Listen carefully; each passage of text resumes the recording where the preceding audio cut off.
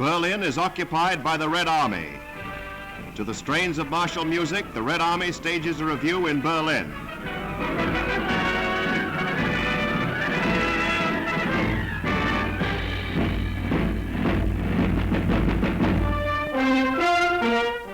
In this headquarters on the 8th of May, the final unconditional surrender has been ratified.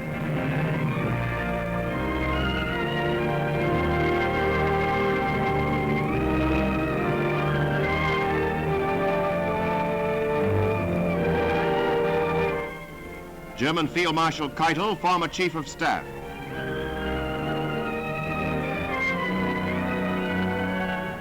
Marshal Zhukov of the Red Army.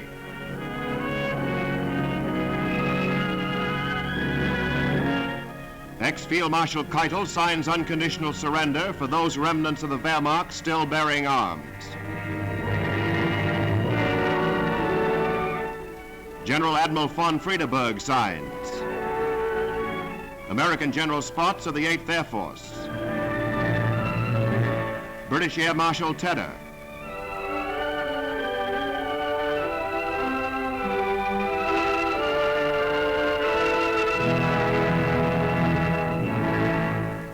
French General de Latte de Tassigny. It is over. The war in Europe is ended.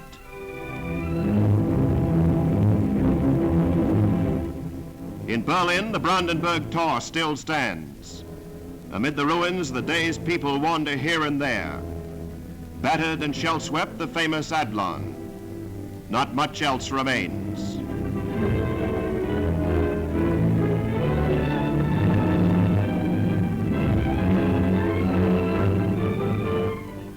In southern Germany, Allied troops move forward to complete the occupation of the country.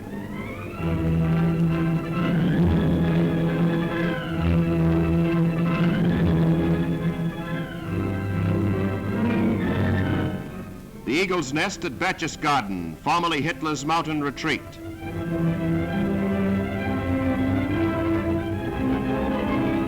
Much of Munich lies in ruins. The famous beer hall. Little remains.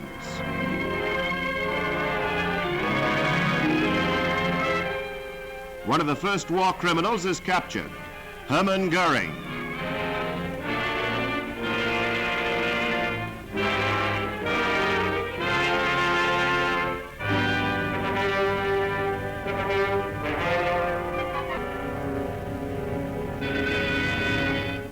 He is interviewed by Allied newspaper men.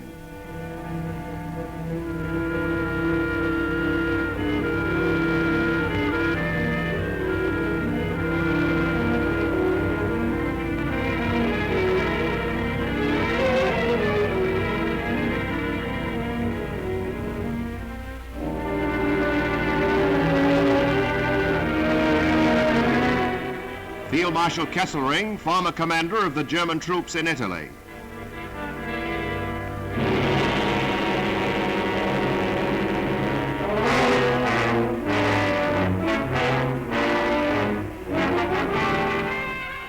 Field Marshal von Runstedt, former commander in the West.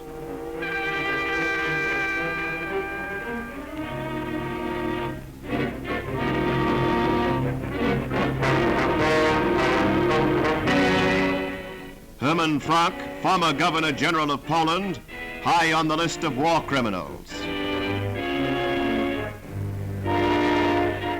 Field Marshal von Klass.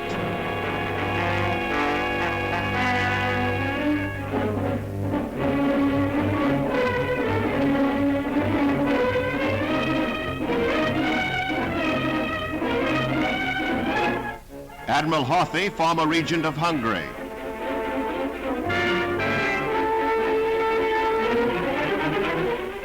The tall man is Arthur Seyss-Inquart, traitor of Austria, former Gauleiter of Holland. He will be brought to trial. In Austria, the last German armies in the southern redoubt had already been surrendered. Lieutenant General Brandenberger of the 19th German Army came down over the Brenner with his chiefs of staff to sign the capitulation in the small Austrian city of Innsbruck.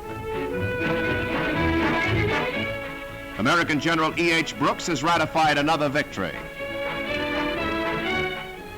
But meantime, near the small town of Flensburg on the Danish border, Grand Admiral Doenitz, self-styled new Führer of Germany, winds up the last business of state.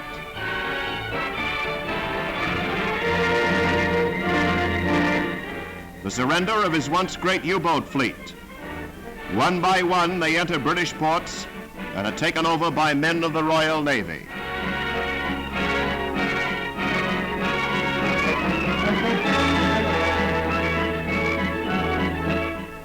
These Germans, once the terror of Allied shipping, are now, like all their comrades in arms, nothing but prisoners of war.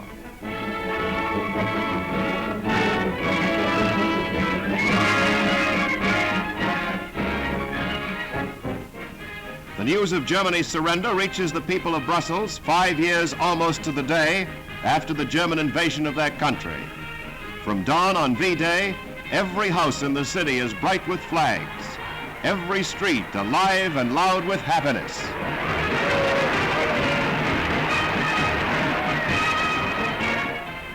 Orange smoke flares, no longer needed for warfare, make effective fireworks.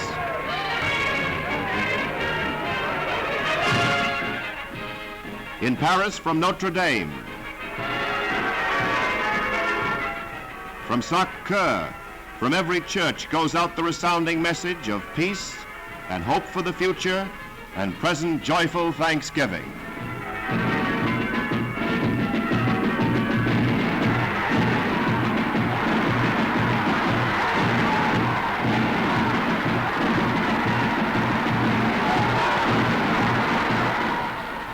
In the Place de l'Opéra,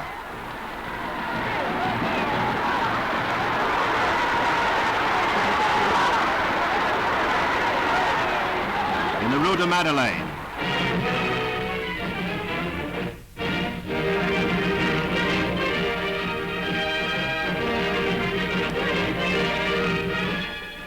while General de Gaulle approaches the Arc de Triomphe to pay homage in the name of the people of France at the grave of the unknown soldier, to pledge that victory, with the memory of those who died to gain it, shall this time and for all time be preserved in peace.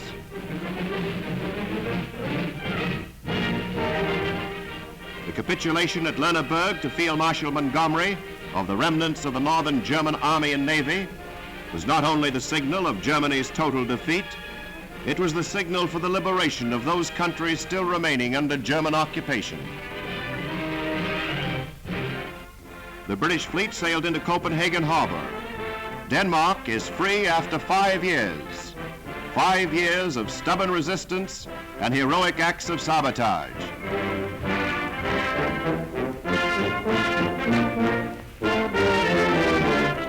The German cruiser Prince Eugen fell prize to the British Navy. To the Danish capital, where a guard of honor awaits him, comes Field Marshal Montgomery, victor and liberator.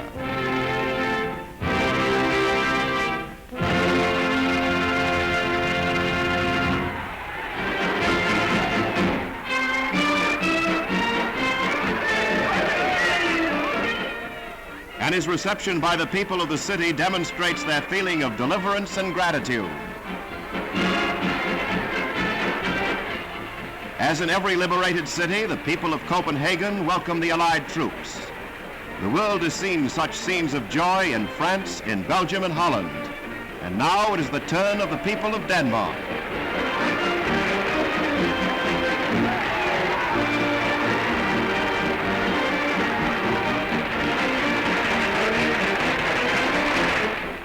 Sheets of music are printed and distributed.